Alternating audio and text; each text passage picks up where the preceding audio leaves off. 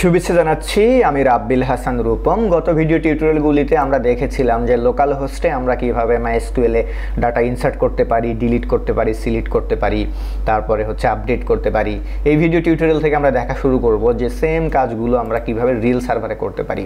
তো এখানে আপনারা দেখতেই পাচ্ছেন teamrabbil.com, এটা একটা প্র্যাকটিস করার জন্য ডোমেইন হোস্টিং আমি নিয়ে রেখেছি, শুধুমাত্র প্র্যাকটিস করার জন্য আর আপনাদেরকে প্র্যাকটিস করে করে দেখানোর জন্য।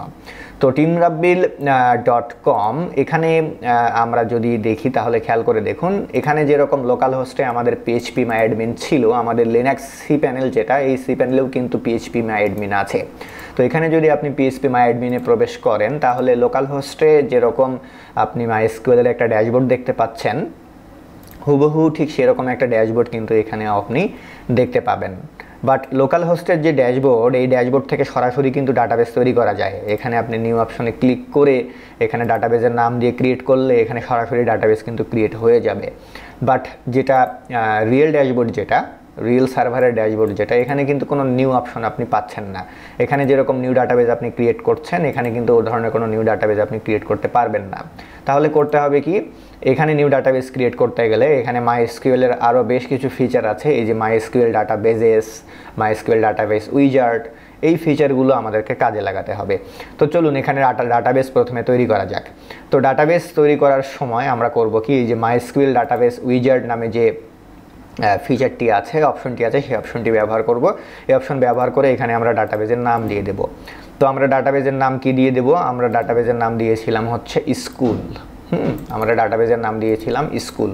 তো এখানে আমি ডাটাবেসের নাম দিয়ে দিলাম যে হচ্ছে টিম রাব্বিল, পুরোটা তো আসেনি, টিম র্যাব আন্ডারস্কোর স্কুল। ওকে, দেন নেক্সট।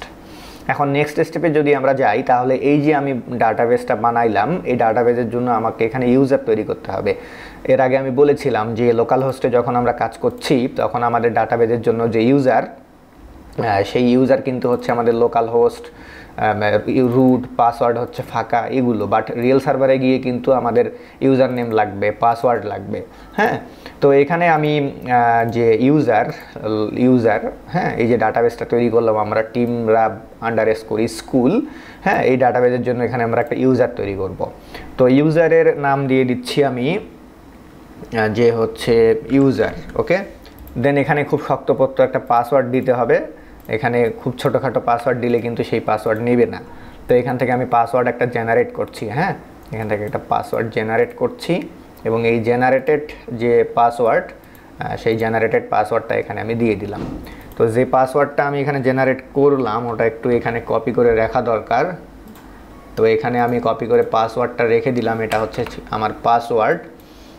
দেন teamrab_user, এটা হচ্ছে আমার ইউজার নেম, _user, এটা হচ্ছে আমার ইউজার নেম। আর teamrab_school, এটা হচ্ছে আমার ডাটাবেসের নাম। ওকে, তো এখানে আমি জাস্ট এটাকে কপি করে রেখে দিচ্ছি যাতে পরবর্তীতে আমি এখান থেকে নিয়ে এটাকে ব্যবহার করতে পারি। এখানে সেভ করে রাখি MySQL, জাস্ট সেভ করে রাখছি এখানে আমি, যাতে পরবর্তীতে পেয়ে যাই। ওকে, ফাইন। তো এখন এখান থেকে আমরা করব কি, ক্রিয়েট ইউজারে চাপ দিব। তাহলে খেয়াল করে দেখুন ইউজার ক্রিয়েট হয়ে গেল। এখন এই স্টেপে এসে আমরা করব কি, আমাদের যে ইউজারটা ক্রিয়েট হলো সেই ইউজারকে আমরা কি কি প্রিভিলেজ দেব, অর্থাৎ কি কি অ্যাক্সেস দেব, সেগুলো কিন্তু এখানে আছে। তো এখানে অল্টার করতে পারবে, ক্রিয়েট করতে পারবে, ডিলিট করতে পারবে, ড্রপ করতে পারবে। তো অল প্রিভিলেজ, ওকে, সব ধরনের প্রিভিলেজ আমরা এই ইউজারটাকে দেব, যে ইউজারটা আমরা একটু আগে ক্রিয়েট করলাম। দেন এখান থেকে আমরা করব কি, মেক চেঞ্জ। ওকে, মেক চেঞ্জ। ওকে, নাইস। তাহলে খেয়াল করে দেখুন স্টেপ 4-এ চলে গেছি আমরা। স্টেপ 4-এ এসে কমপ্লিট দ্য টাস্ক কিন্তু আমাদের কমপ্লিট হয়ে গেছে। এখন যদি আবার আমরা সি প্যানেলে ব্যাক যাই, সি প্যানেলে ব্যাক দিয়ে যদি আমরা MySQL ডাটাবেসেস এই অপশনে যাই তাহলে কি ডাটাবেস আমাদের আছে সেটা আমরা দেখতে পাবো। খেয়াল করে দেখুন এই ডাটাবেসটা যেটা তৈরি করেছি সেই ডাটাবেসটা আমরা এখানে দেখতে পাচ্ছি এবং এই ডাটাবেসের জন্য আমাদের কোন ইউজার, সেই ইউজারটাও কিন্তু আমরা দেখতে পাচ্ছি। এই যে teamrab_user, এটা হচ্ছে আমার teamrab স্কুলের জন্য ইউজার। ওকে, এবং সবগুলো প্রিভিলেজ আমরা তাকে দিয়ে রেখেছি। ওকে, এখানে আপনারা দেখতেই পাচ্ছেন। এই যে জাস্ট ডাটাবেসে গেলেই হবে, এখানে গেলেই দেখা যাবে যে কি ডাটাবেস আছে। এই যে টিমর্যাব স্কুল আর তার ইউজার হচ্ছে টিমর্যাব ইউজার। ওকে, এখন আমরা যদি এই যে রিয়েল সার্ভারের যে পিএইচপি মাই অ্যাডমিন, এই পিএইচপি মাই অ্যাডমিনে যদি আমরা যাই তাহলে যে ডাটাবেসটা একটু আগে আমরা তৈরি করলাম ওই ডাটাবেসটা আমরা দেখতে পাবো এখানে। খেয়াল করে দেখুন এই যে টিমর্যাব স্কুল জামে যে নতুন ডাটাবেস, সেই ডাটাবেসটা কিন্তু তৈরি হয়ে গেছে আমাদের। তো আমরা করব কি, এই ডাটাবেসের ভিতরে একটা টেবিল তৈরি করব। এই টেবিলের নামও আমি দিয়ে দিলাম স্টুডেন্ট লিস্ট। আমাদের স্টুডেন্ট লিস্ট যে ডাটাবেসটা আমরা এখান থেকেও এক্সপোর্ট করে নিয়ে চলে যেতে পারি। হ্যাঁ, তো আমি এখান থেকে এক্সপোর্ট করছি ডাটাবেসটাকে, টিমর্যাব এখান থেকে জাস্ট এক্সপোর্ট করছি, নতুন করে এখানে আর টেবিল ক্রিয়েট করছি না। তো নতুন করে এখানে যেভাবে টেবিল ক্রিয়েট করেছিলাম এখানেও কিন্তু একইভাবে এখন টেবিল ক্রিয়েট করা যাবে। তো এখান থেকে আর টেবিল ক্রিয়েট করছি না, এই যে স্টুডেন্ট লিস্ট নামে যে টেবিলটা, এই টেবিলটাকে এখান থেকে আমি এক্সপোর্ট করছি।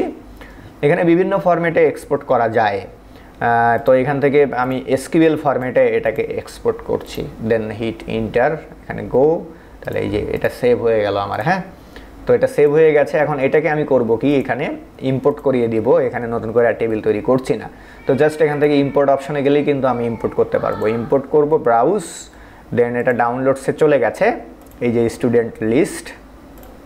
জাস্ট ইম্পোর্ট করে আমি যদি গো করি তাহলে খেয়াল করে দেখুন এখানে স্টুডেন্ট লিস্ট নামে একটা টেবিল কিন্তু আমাদের চলে আসলো। এই যে স্টুডেন্ট লিস্ট নামে একটা টেবিল আমাদের চলে আসলো। তার মানে রিয়েল সার্ভারে আমাদের প্র্যাকটিস করার জন্য একটা ডাটাবেস তৈরি করা হয়ে গেল।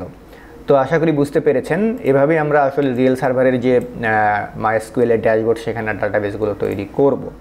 দেন এর পরের ভিডিও টিউটোরিয়ালে গিয়ে আমি করব কি, MySQL প্র্যাকটিস করার জন্য রিয়েল সার্ভারে এখানে আমি একটা সাবডোমেইন ক্রিয়েট করব। সাবডোমেইন ক্রিয়েট করে সেখানে একটা Node.js অ্যাপ্লিকেশনও ক্রিয়েট করব।